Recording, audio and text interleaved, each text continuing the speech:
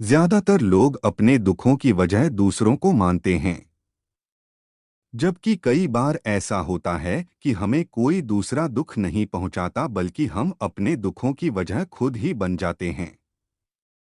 इस बात से हमें खुद को बचाना चाहिए क्योंकि ऐसा करने से हम खुद को ही परेशान करते हैं और डिप्रेशन में चले जाते हैं। ऐसा ही एक प्रेरक प्रसंग गौतम बुद्ध का भी है, जो हमें अपने दुखों की वजह खुद को न बनने देने के लिए प्रेरित करता है। आइए जानते हैं इस प्रेरक प्रसंग के बारे में। एक बार गौतम बुद्ध नगर में घूम रहे थे। तभी बुद्ध ने सुना कि उस नगर में रहने वाले कुछ लोग बुद्ध को बुरा भला कह रहे हैं और बद्दुआएं दे रहे हैं। ऐसा इसलिए हुआ क्योंकि उस नगर में रहने वाले कुछ बुद्ध विरोधियों ने आम नागरिकों के मन में ये बात बिठा दी थी कि गौतम बुद्ध एक ढोंगी व्यक्ति हैं और ये उनके धर्म को भ्रष्ट कर रहे हैं। इस वजह से उस नगर में रहने वाले लोग बुद्ध को पसंद नहीं करते थे और उनको अपना दुश्मन मानते थे।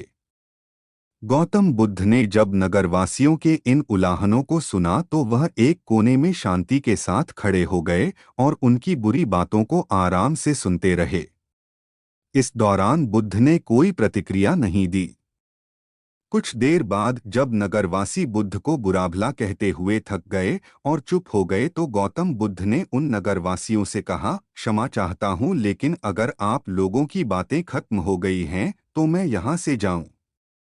ये सुनकर उनको बुरा कहने वाले लोग बहुत आश्चर्यचकित हुए। तभी वहां मौजूद लोगों में से एक व्यक्ति ने बोला, हम लोग तुम्हारा गुणगान नहीं कर रहे हैं, तुमको उलाहने दे रहे हैं और तुम्हें बुरा बोल रहे हैं। क्या तुम पर इन बातों का कोई असर नहीं हो रहा? उस व्यक्ति की बात का जवाब देते हुए गौतम बुद्ध ने कहा, आप सब चाहे मुझे कितनी भी गालियां दें या कितना भी बुरा कहें, मैं इन्हें खुद पर नहीं लूंगा क्योंकि मैं जानता हूं कि मैं कुछ गलत नहीं कर रहा। इसलिए इन बातों को जब तक मैं स्वीकार नहीं करता तब तक इनका मुझ पर कोई असर नहीं पड़ रहा है। गौतम बुद्ध ने आगे कहा, जब मैं इन गालियों और बुराइयों को अपने ऊपर लूंगा ही नहीं तो ये निश्चित तौर पर आपके पास ही रह जाएंगी और मुझ पर असर नहीं करेंगी।